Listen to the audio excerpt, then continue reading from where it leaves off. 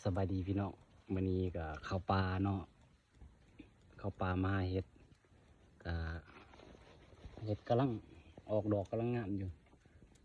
แต่ว่ายังหน่อยอยู่สเก็บให้เบิ่งเนาะ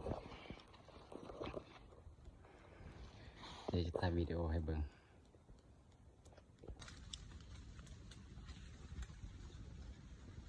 นี่ก็มาหาเห็ดโอ้เห็ดกำลังงาม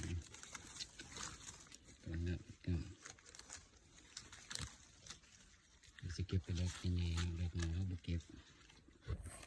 แต่ดอกยังไง